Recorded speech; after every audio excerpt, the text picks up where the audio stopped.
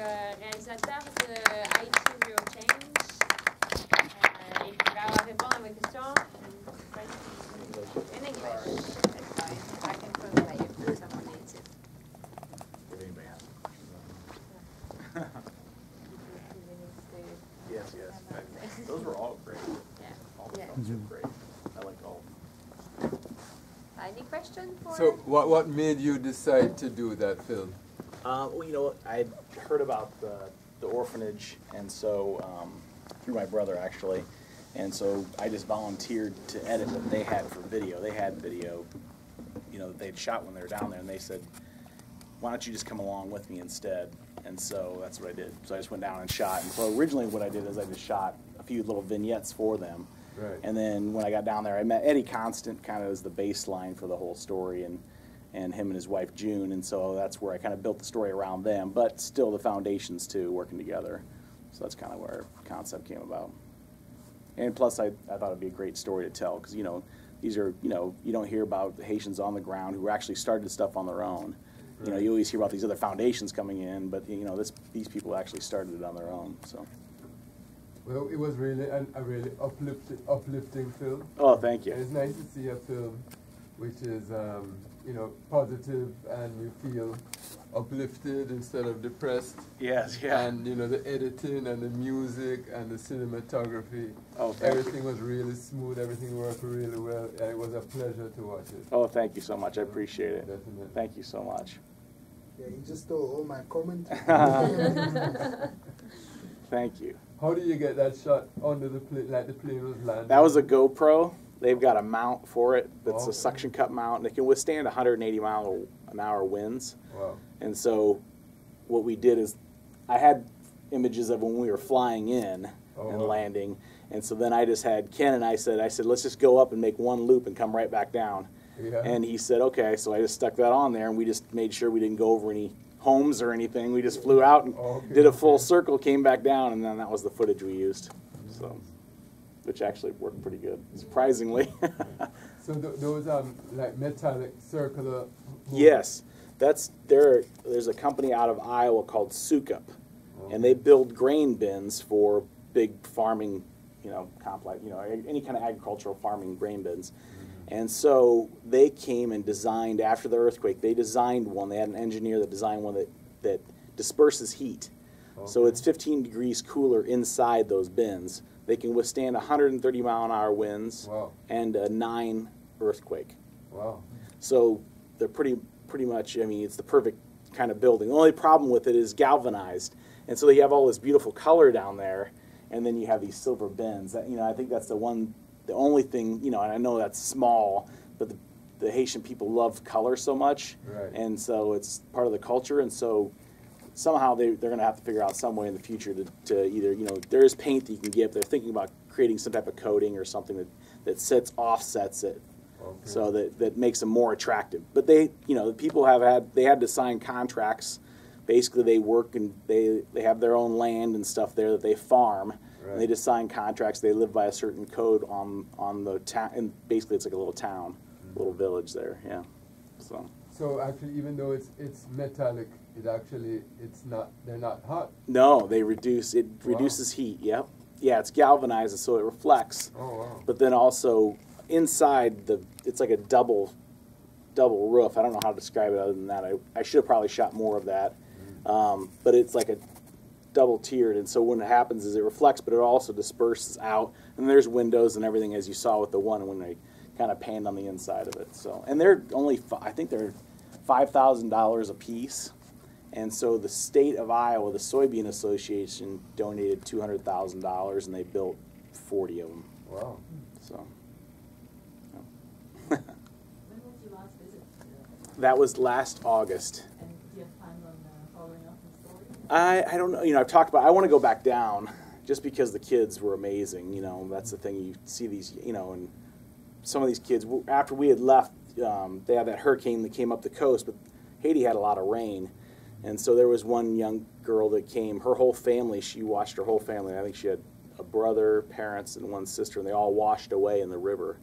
And so they brought that girl to the orphanage. And that's the kind of stories, you know, you could go on and on with the stories of, you know, just like the young girl, they had a pastor that pulled a young girl out of a house that was Restavik, that was a child slave, and so, you know, things like that. So that's why I want to go back down just to spend time with the kids and kind of, you know, see how things are going. And I used to be a lifeguard, so they want me to teach swimming lessons to them, so I might go do that for, you know, to get out of the film side of it and just actually spend times with, you know, with people. And I loved it there. I never had any problems at all. As long as I said hello, you know, como ie, and, you know, as soon as I said that to them, everybody smiled and wanted to talk to me, and so then it was good. So, I mean, a good subject for a documentary would be on the whole this child slave. Yes, yeah. I mean, I didn't know about that before. See, and that's the thing. We've talked about it. I've had a couple, you know, there was actually a lady here that did Jeppe on Friday. Okay. She's a documentary filmmaker here. And she had said that, you know, if I thought that I could get enough footage. The thing about that would be just getting the footage. Right. You know, you could go and interview the stories, but you'd have to go with, you know, you'd have to find somebody that was kind of either pastors or police that would be going into the homes and pulling these kids out. Because that's the kind of footage you're going to want to at least show what's occurring. You know, some of that inside footage, if you could get it somehow, would be really dramatic and really put the point across. Mm-hmm. It is banned in Haiti. It has been banned for 10 years, but it still exists. So they just don't enforce it as much. Talking about footage, how long did it take you to shoot those? I was there 7 days. 7 days? Yeah, I shot it in 7 days. I think I had like 300 gigabytes of footage. So from the day I landed until I left, I literally shot all day, and then I dump footage at night and then do interviews the next day. And so it was really aggressive, and I sweat more than my entire life. It's like the hottest time of the whole year there, so it was like I wasn't good with the heat. But otherwise, yeah. And I was trying to think of other stuff that, you know, I learned that, you know, just amazing. They had a radio interview today, and one of the main things I said was that people don't realize how entrepreneurial the Haitian people are, and they just aren't given the opportunity to show that entrepreneurship because the infrastructure is not there. Because when you're down there, there's stands everywhere you drive. They're lined up all on sides of the roads. Everybody's making something, selling something they produced, or carving. You know, these gorgeous carved beds and all these wonderful things. They just don't think they just don't have the outlets for them. So, but hopefully, little small pieces are being done. World Vision and these bigger nonprofits are really making help. But also, what it comes down to is with the government stabilizes things and land gets stabilized. Land issues are the biggest problem because there's no land rights. Big companies won't come in there and invest until they know for sure they're going to own the land. And so if you have a relative that owned land at one time, then you can't, that person can come back and claim the land. Even though you've sold the piece of land, they can come back and say, well, actually, I have a connection to that land. And so it can go back to court. And so until they fix that, which they're talking about doing, once they fix that, I think you'll have a lot more investment in the country. So. Where will your film be shown next? This is the last festival. Yep.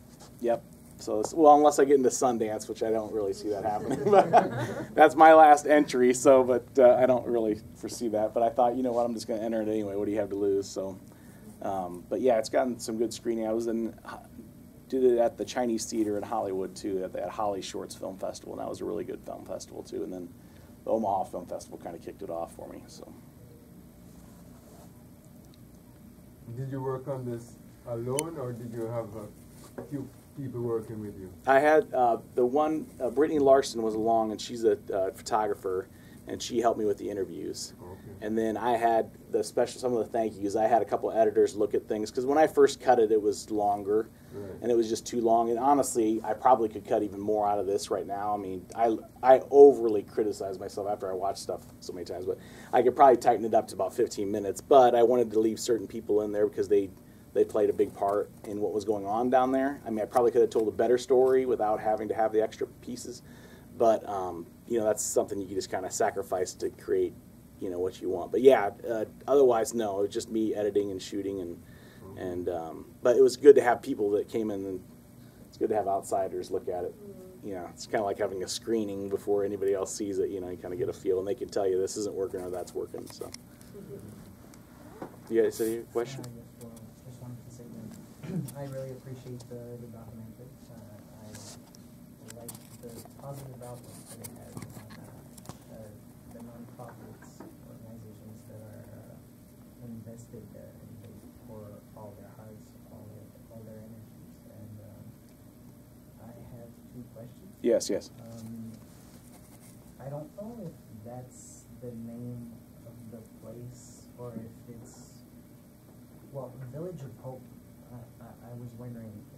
Yes. Does it have to do with what's going on in that place, or is it just the name? The Watson Azur, he's kind of like a local celebrity down there, actually, down in he has his own TV show down there and everything down in Haiti. I thought about doing a doc just on him.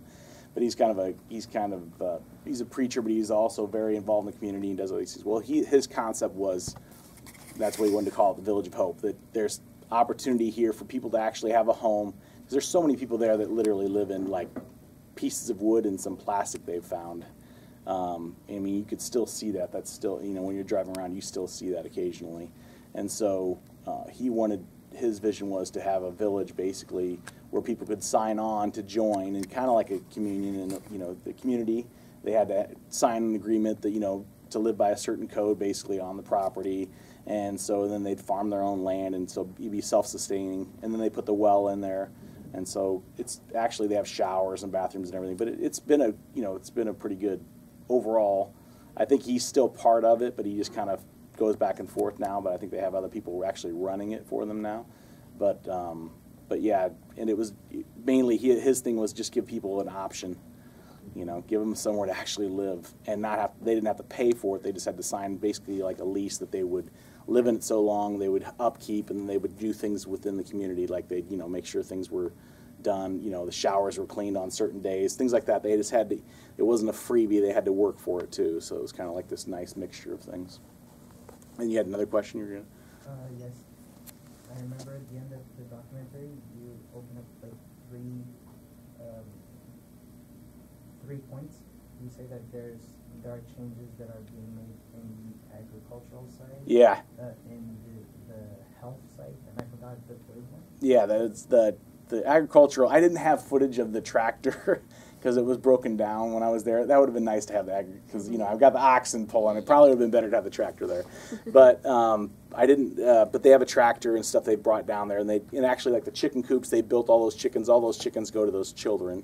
That's for that, you know. So they raise those chickens, and they get the eggs from them, and then they butcher them for food too. And then actually, they raise bunny rabbits too, which is really big down there, but I didn't really want to show that because I didn't know. A certain amount of the population probably wouldn't appreciate, especially in the States, would not appreciate the rabbit aspect of things. And so, and then, so we had the food, the agricultural, what was the last one then? Oh, the medical clinic. They actually finished a clinic, and it's a full sustaining clinic. They say in Haiti there are two places you don't want to be, the hospital or the prison. And because it's, you know, there's so much bacteria issues like this. So they literally went in and built a clinic on the orphanage ground. And then my brother funded a doctor to be down there full-time year-round.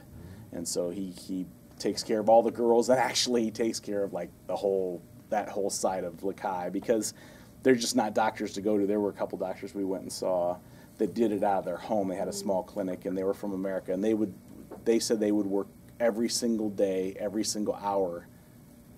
There's that much need, they just can't do it. So they'll literally go like 7-8 months trying to do as hard as they can, and then they'll take 3 to 4 months off and then go back because it's just so trying. There's just not any kind of good medical care there.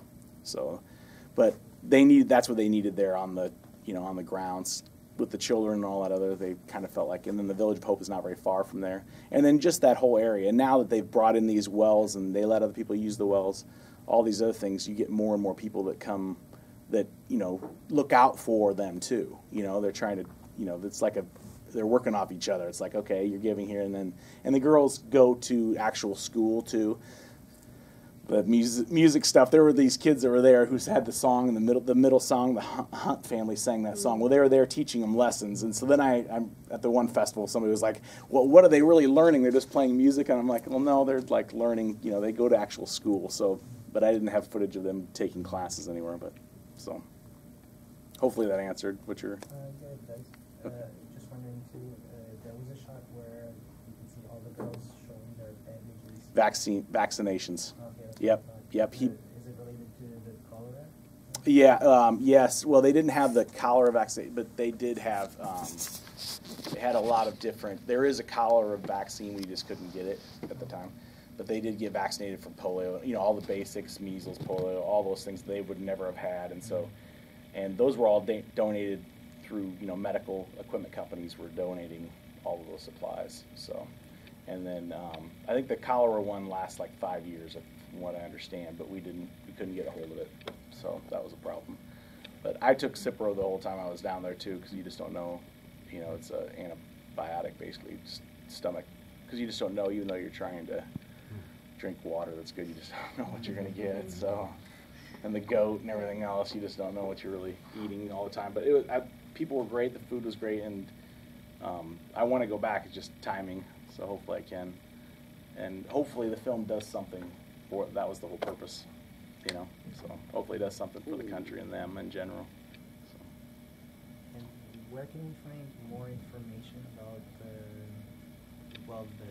the help that we can offer? Yes. Well, like I think there's cards up. I don't know if they have them up the desk. They probably still have them up that desk. But there's the Bella Vitae Foundation. If you just look up the Bella Vitae Foundation or Global Compassion Network, either one, they have full website pages, and they'll describe what they're doing, where they're doing. And if you donate to them and say, I want 100% to go to Haiti, they will give 100% to Haiti. They don't take in administrative fees and stuff. So. One last question. Yes, yes. Sorry. No, you're It fine. sounds really basic, but what's the name of the documentary again? Haiti Real Change. Okay, all right. Yep. Yeah, and if you can look up either of those things. I can give you a card too before you leave here, and you can always email me if you can't find it. Very good. Thank you very much, everyone. Appreciate it. Thank you for being here. Thank you. Thank you for answering all the questions.